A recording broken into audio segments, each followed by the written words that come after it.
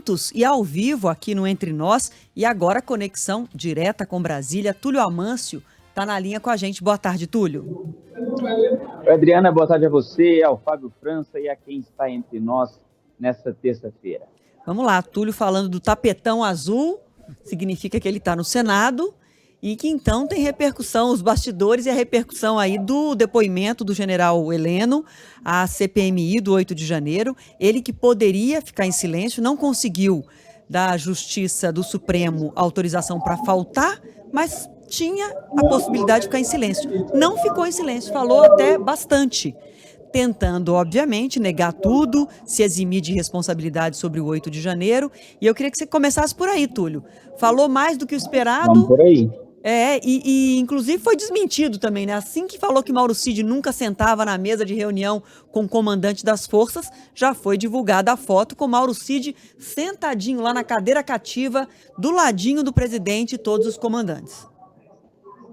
É isso, eu falo aqui do Salão Azul do Senado Federal, tentei até entrar ali mais pertinho de onde acontece a CPMI, mas tem tanta câmera, tanto material de link ali que o sinal está impossível, então eu tive que sair um pouquinho ali de perto, mas eu estou acompanhando esse depoimento do general, do Augusto Heleno, né? Ele que é ex-ministro, chefe do Gabinete de Segurança Institucional, e você falou agora sobre ele ter sido desmentido, é que ele foi questionado sobre essa delação, sobre o vazamento da delação de Mauro Cid, que falou de uma reunião entre militares, os chefes das Forças Armadas e Bolsonaro teria ali proposto um golpe de Estado. Ele, o general Heleno, disse que era fantasiosa essa tese, porque o Cid, como um simples ajudante de ordem, dessa forma que o Heleno quis colocar, ele não participaria desses encontros. Mas ele foi desmentido rapidamente. No próprio site do Palácio do Planalto tem um monte de encontro, de agenda de Bolsonaro fechada, onde o Mauro Cid aparece do lado dele. Mauro Cid era a sombra de Bolsonaro. Aqui em Brasília todo mundo sabe disso. E eu conversei até com bolsonaristas sobre essa fala do Augusto Heleno, e isso não pegou bem nem entre eles. Eles disseram, olha, e Heleno errou. A nossa avaliação é que, de fato, ele errou porque a gente sabe que não é verdade. Heleno estava e esteve em praticamente todas as agendas de Bolsonaro. Agora, se ele quisesse contestar a versão do Cid, se quisesse dizer que era mentira a versão do Cid, beleza, mas agora dizer que Cid não estava presente, aí já é demais. Um bastidor aqui é que os advogados de Heleno combinaram com ele ontem à noite, quando aconteceu a última reunião, de que ele não iria tratar desse assunto, de que quando ele fosse perguntado, porque era óbvio que ele seria questionado sobre isso, é que ele simplesmente respondesse assim, não vou falar porque eu não tive acesso ao depoimento a PF é sigiloso. Esse era o combinado. Mas o general Heleno, ele é explosivo, e os advogados estão cortando um dobrado por conta disso. Outros pontos que chamaram a atenção, que o Heleno ele respondeu quase tudo, né? Eu disse quase tudo. Quando ele foi questionado, por exemplo, sobre o encontro com o Delgatti, o hacker, se ele estava presente, aquele hacker da Vaza Jato, o hacker de Araraquara, o general Heleno ele disse que não iria responder. Isso porque é sabido, o próprio hacker já disse que o general Heleno participou desse encontro, mas ao invés de negar ou confirmar, o general Heleno ele disse que não queria responder. E também chamou a atenção o bate-boca que ele teve, e pode chamar de bate-boca, eu acho, que ele teve com a Elisiane Gama, que é a relatora. Ela questionou se ele confiava no resultado das urnas, das eleições do ano passado, se acreditava que, de fato, elas tinham sido fraudadas. Aí o Heleno ele respondeu que, olha, o resultado está aí, o presidente está aí, já está ocupando o posto dele. A Elisiane disse, então agora mudou de ideia. E aí o Heleno soltou até um palavrão, que hoje à tarde, hoje à noite, quando a gente colocar no Jornal da Band, vamos ter que colocar até um pi, que o que ele disse foi feio, foi um palavrão.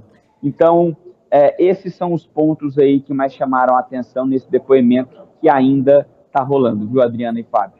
E teve bastante tensão ali, troca de acusações entre governistas e oposição no momento de questionar ou de fazer perguntas para o general Heleno.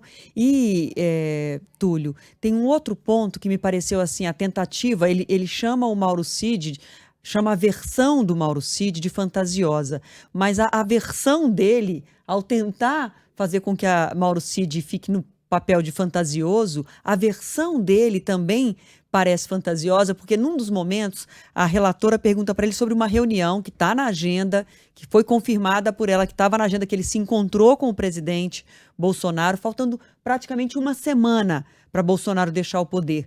E ele fala que não se lembra, que viu o presidente todo dia, que não se lembra. Assim, é pouco plausível que o chefe do Gabinete de Segurança Institucional, sabendo de todo o contexto do que estava acontecendo no Brasil, sendo ele personagem desses momentos em que houve uma grande incitação às massas bolsonaristas de não aceitação a resultado, de questionamento de urnas eletrônicas, e ele simplesmente falar que não, essa reunião, não sei se teve, se eu estava lá, não sei o que eu falei. E foi um momento que ele se irritou bastante com a relatora, dizendo que ela estava querendo que ele se lembrasse de coisas que nem ele se lembrava mais.